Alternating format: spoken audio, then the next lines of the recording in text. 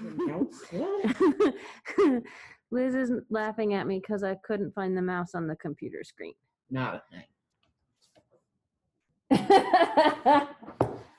Oh, Good boy. morning. Good morning. Noisy chairs. Keep on my mask while I cough, so I cough into my mask.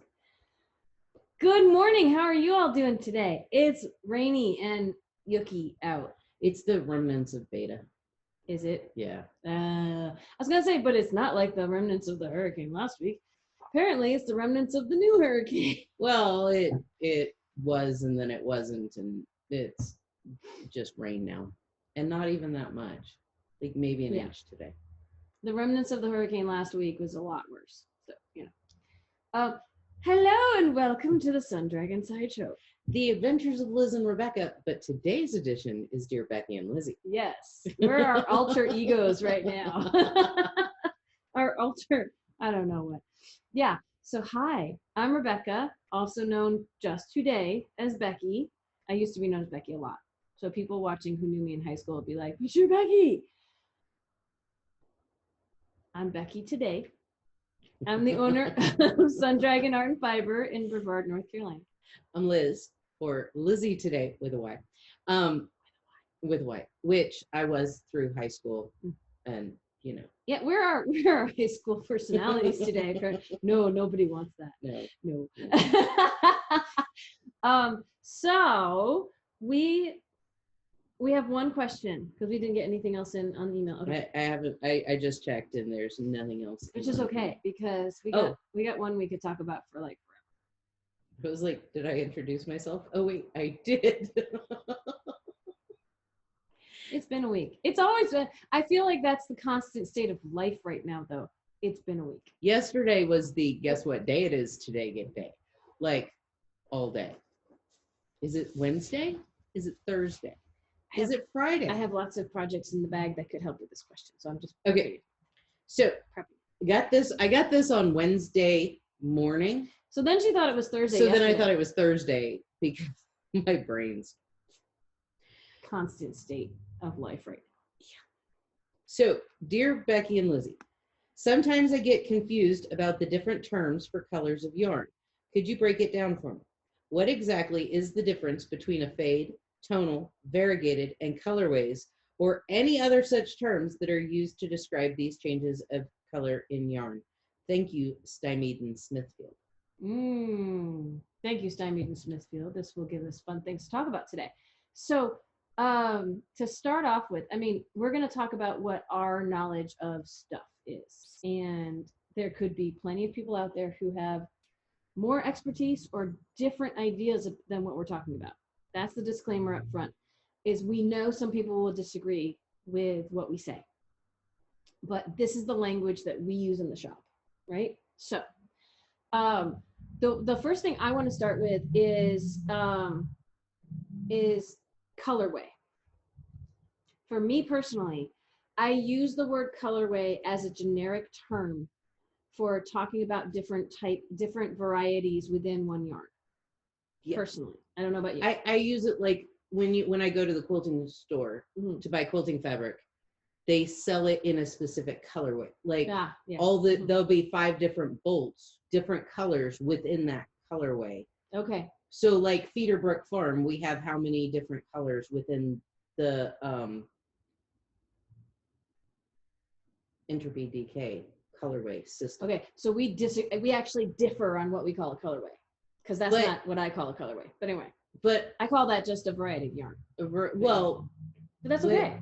Within, there's one colorway within a wider variety of colorways in that variety of yarn. Okay. I mean, it's weird. Honestly, it's a multi-purpose word. I use it. I think it is a multi-purpose word. It's like aloha in Hawaii. And I think the reason I use it as a fancy name for color, because we have some yarns that have multiple colors in them. So it's like I call this and this, I call them all skeins. whereas other people might disagree on that. A hank, a twist, a hank, ball. twist, ball. They're all skeins of yarn because that's my personal, and Yeah. some people will argue heavily about this. To refer to one unit of yarn that is sold, I'll call it a skein. So you need 10 skeins for that project. You can need 10 of these or 10 of these. So when I use the word colorway, this is your vocabulary lesson for when you're dealing with me. If I say colorway, like Feederbrook, we have 2 different varieties of yarn. We've got the DK and the chunky. They're both entropy. But then we have, like 12 colorways. They're both vibration. Oh, no. That's fiber space. Sorry, my brain. Brain's jumping ahead. Fiber space, we have DK and 4-ply, which I didn't get wait. 4-ply is thinner. We might have the same colorway in 2 different varieties. Style, thin, thick. These are not the same colorway, by the way, but that's what I had available to grab. So when I say colorway, I'm just trying to distinguish. I can say, hey, we've got 4 colors of Feederbrook on the table here. I might just add the froofy language of 4 colorways on the table.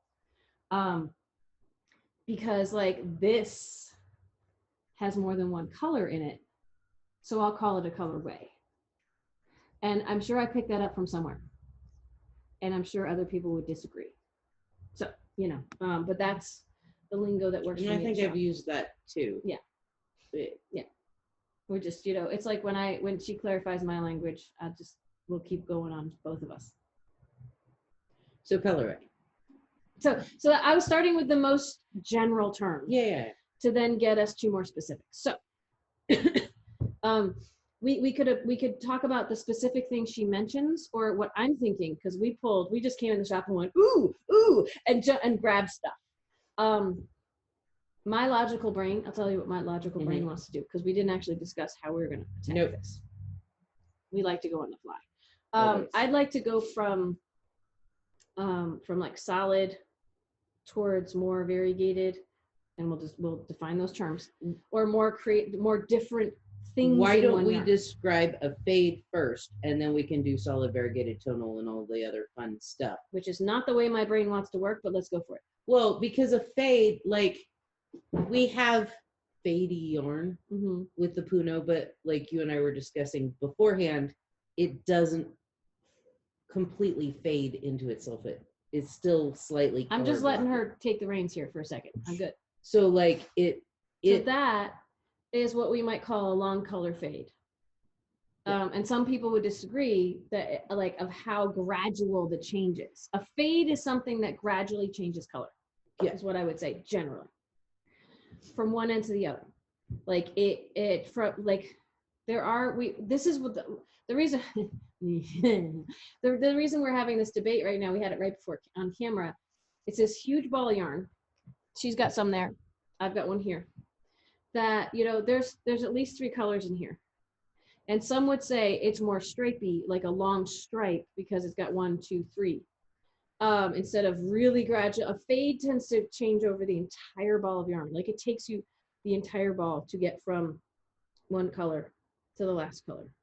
And these are almost broken up. They don't change as gradually as some people might insist a fade should. There is a short transition period, which is longer than just you go from one color to the next. Yeah. But some people will dye yarns that really slowly, gradually fade for the entire skein of yarn. Like super gradually, you'll never notice until you're suddenly like, whoa, it's a new color. Where I was going was a lot of patterns ask you to create your own fade. So I knew she was going somewhere. Even though we have one that kind of fades, or we have the waves and stuff like that kind of fade, a lot of patterns will ask you to create your own fade by picking colors that gradually shift. Yeah. And I had a moment because I just went, aha, you wanted to get fade out of the way first because you don't like fades. I don't like fades. I can't plan them. Well, because she's my color guru, and except she doesn't want to pick colors for a fade. I don't understand how it works. I figured her out. So yeah, there are some yarns that will do that on their own. And people come in asking for those, and the one we just showed is one of the few that we have that kind of fits that definition. We don't have a lot that do that. There's some people who dye for that specifically, hand dye, but that tends to be more expensive because that's a process. Instead of just putting the hank in and doing fun things, you really have to plan for that. And that's a more laborious process. So, okay, so let's go back to the super basic. Bless you. Thank you. I'm waiting for them to be done. Thank you. Okay.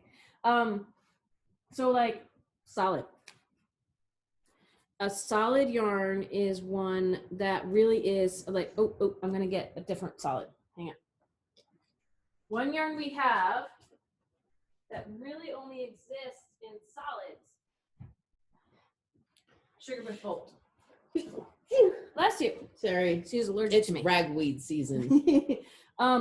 So like these are solids. The bold especially, like there's very little variation of the color, and that can be really good when you want a solid color on like my sweater are solid colors. Like absolutely the whole yarn is one color no matter what. And that has a specific look to it, and you might like that. I think that works really well for this sweater. But some people are like, eh. A lot of the other things we're going to discuss have what I would call textural color. Like they don't, the yarn might not actually have a texture to it, but the color does, you know? So it's not like you're getting a bumpy yarn, but you're getting a yarn that's got a little more depth to it because and life, it just sings. Although this has depth because it's squishy. Yeah. So these are solids. And then I think the first level of texture without being wild and crazy would be something that we would call a heather. And I've got 3 examples here of something close to, so this is Cascade 220, basic wool. And this solid, I'm going to bring them up close to the camera soon. That one on either side is what I would call a heather.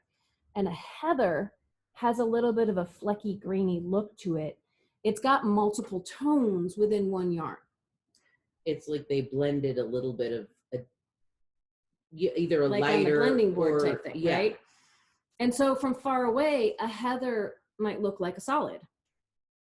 But when you get closer to it, you're going to see a little more texture, color texture, not actual, I can feel it under my skin texture or under my fingers texture. Yeah. Because these will all knit up exactly the same in terms of how you feel it. But the color, a lot of this is charcoal, very classic color. Most charcoal grays are heathery grays, I find. Because there's just, the idea of a charcoal is not a solid. This one that I grabbed was kind of fun. This is Barocco's Ultra Alpaca. And a lot of times a heather will just have lighter or darker tones of the same color. One of the ones I just held up, this one, not so much. The charcoal is lighter and darker grays. This one, the heathery tones have totally different colors in them. And it's such a dark yarn, it may or may not show up well on camera. But it's like, it's got little bits of purple, dark and blue, purple, yeah. And it's just fun without having something that texturally sticks out. But it's not tweed. Yeah, that's why don't we go to tweed next? Because tweed would be something that gives you texture in terms of both color and feel. This is Rebecca's, what was the name of this sweater? That was the Anker summer shirt. The Anker summer shirt. And she did it in Chi-Chi. And Marisol it's a Chi-Chi. tweed yarn. It's got little flecks going through all of it. So tweed would be actual bumps of something else. Sorry.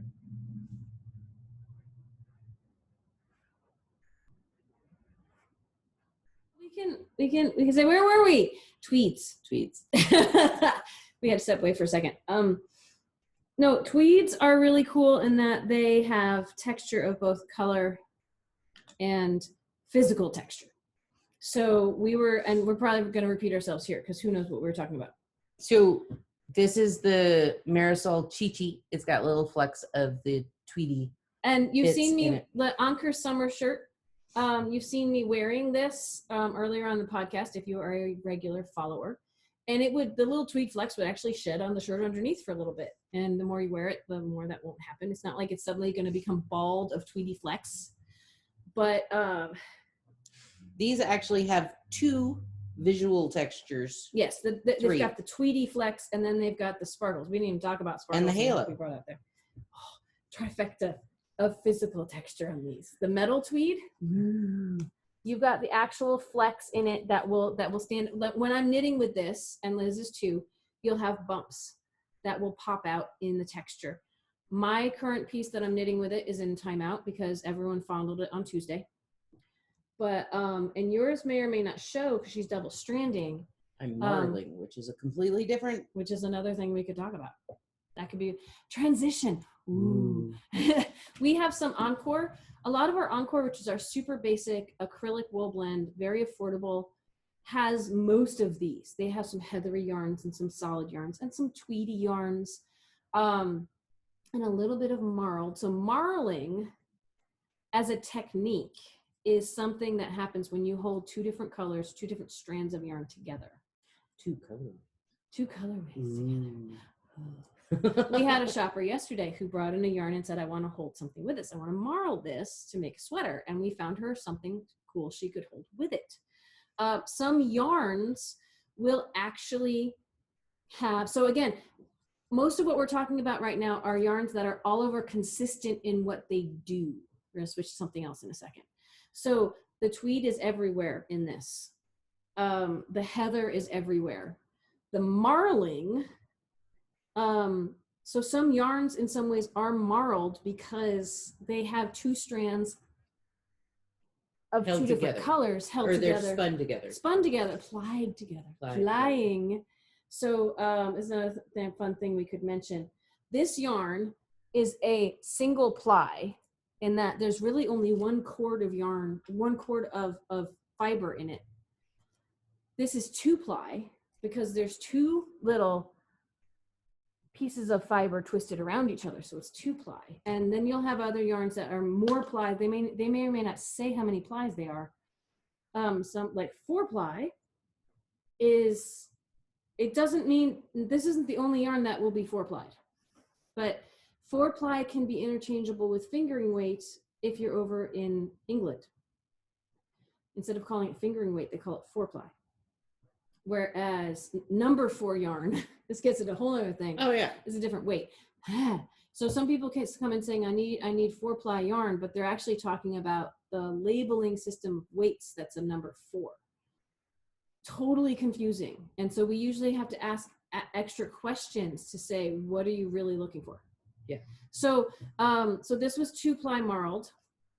That's these 2 yarns are 3 colors plied together. So again, a marled look with 3 colors. This is Cascade's Eco Alpaca. It's a little splitty to knit with, more than usual because of these plies. This one was from Plymouth. It's called Hearthstone. Oh my gosh, it's so soft. I want to make my Calliope sweater out of the green of this, which is not marled. It's just 1 color, 2 plies. Huh? It's just squishy. It's merino and alpaca. No wonder.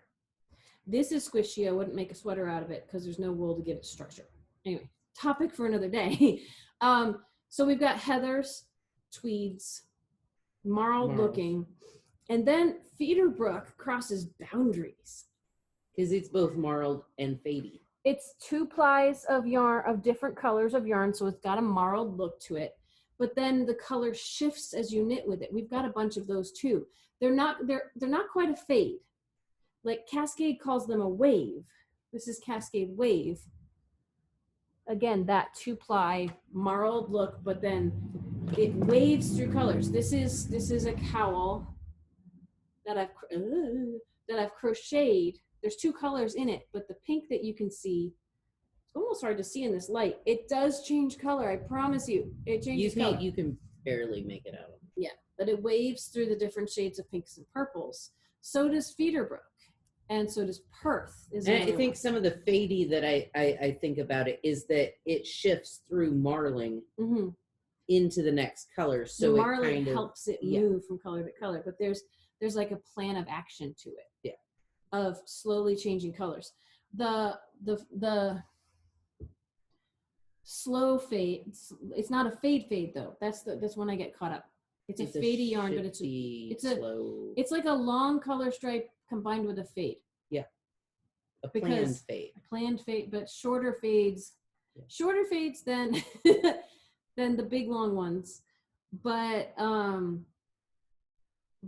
still longer than like a stripy yarn, than the yarn that plans to do stripes. Like Noro, this is, well, I'm getting ahead of myself. Why don't I just use that we can bounce around and come back. So this is gonna have longer color repeats. That's a color repeat. Let's talk about that. This is gonna have longer color repeats with more of a gentle transition between them than this. Yeah. Right? So this is Noro, and this is this goes into the category we would call variegated. So variegated to me means something that has a lot of colors in it, and there isn't necessarily a plan. Well, often there's not a plan for it. There is a plan to dye it, but when you knit it, depending on what you knit, it can come out completely different. It could be busy depending on the width of your project. Like it could change rapidly. I mean, sometimes some people would include this in a variegated category, something that changes color. In general, I call variegated. But usually when someone asks for a variegated yarn, I'm not necessarily going to go to something with a plan to it like this. Or another yarn we're going to talk about in a minute is self-patterning yarn. Technically, that's variegated because there's more than one color in it. And it changes throughout the yarn. Like the heathery stuff has more than one color, but it's pretty consistent. When I think of variegated, like if you're doing a scarf that's standard white, Ito comes out stripy because most of the Noro is very stripy. Like it's almost planned stripes on it. There'll be some little bits of variegation. And there won't be, and that one, there won't be a gentle shift between them. It'll just. Yeah. But I think of variegated, like shorter. Yeah. And different yarns will have different lengths of color change to them. Before we fully get into that, so again, we're bouncing around a little bit. Yeah. Right in between solids or tethers or all these things that are somewhat consistent in nature, and the full-blown variegateds are something that we would call tonals.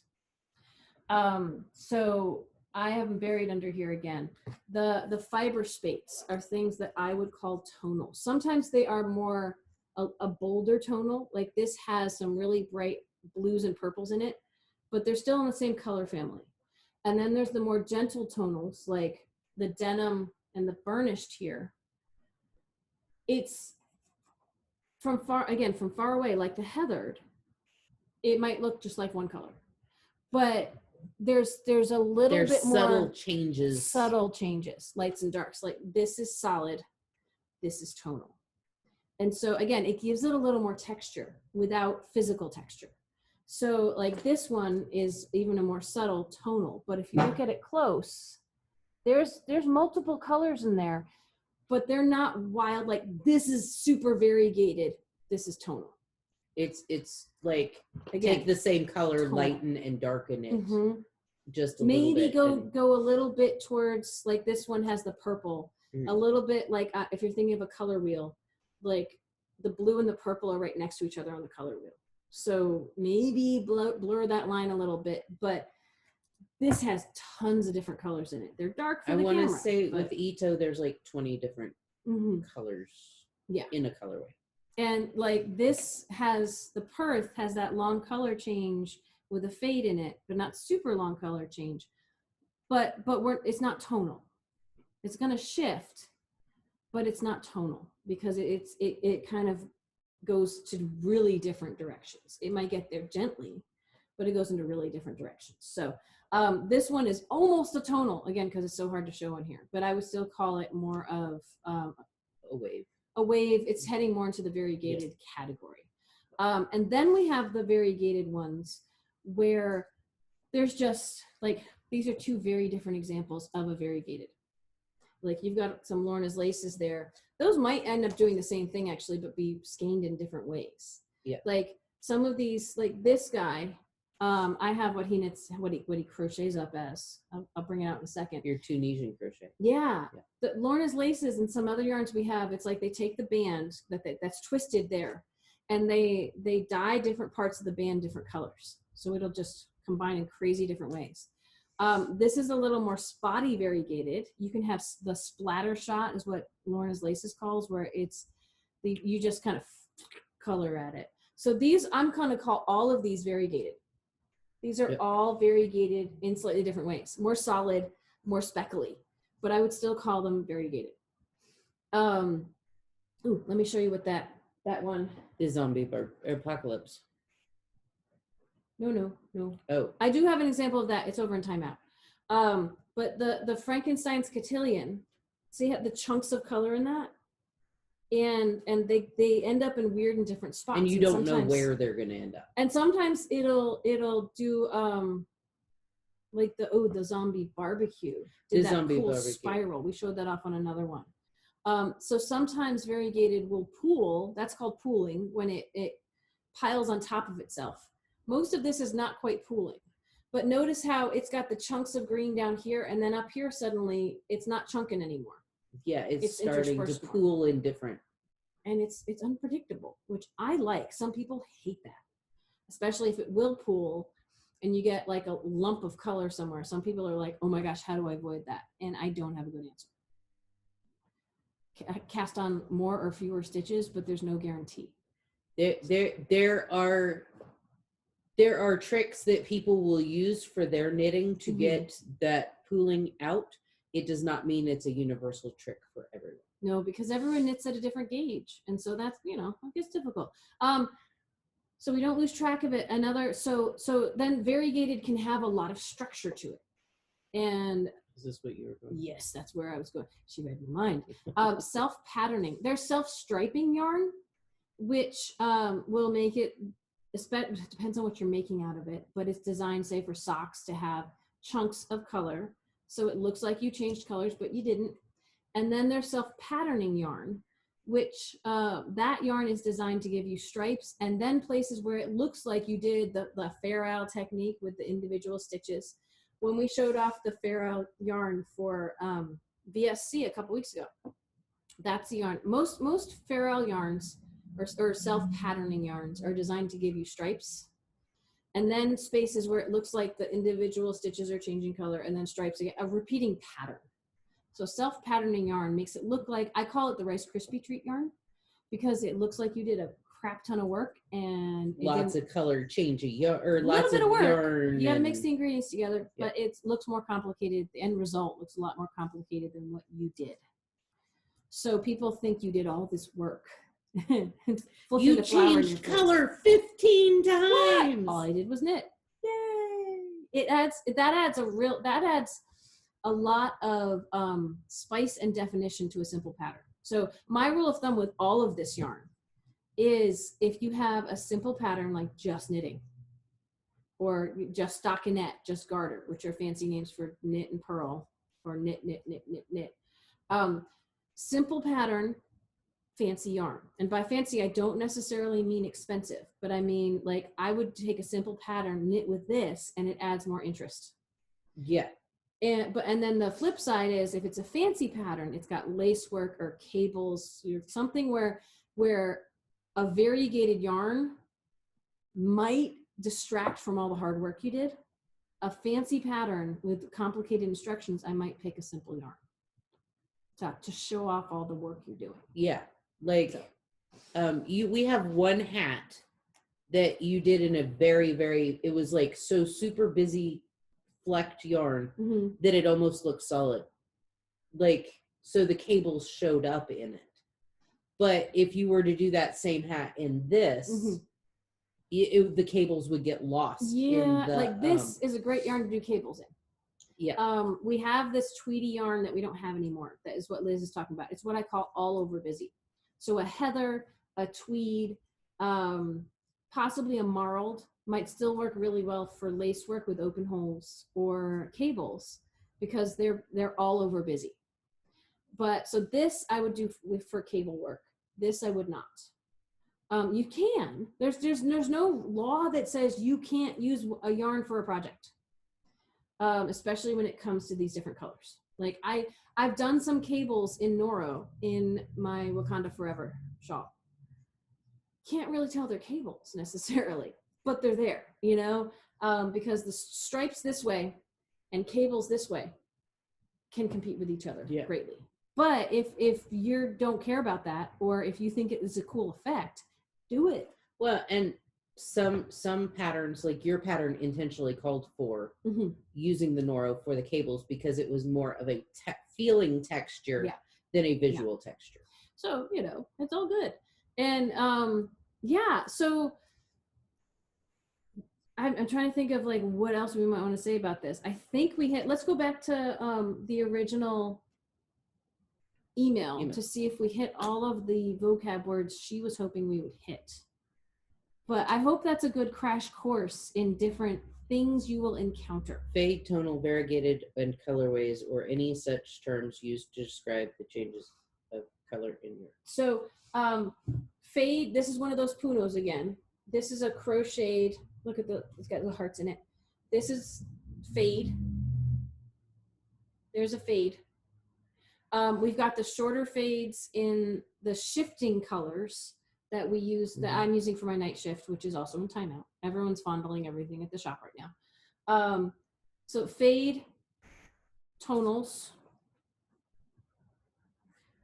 variegateds.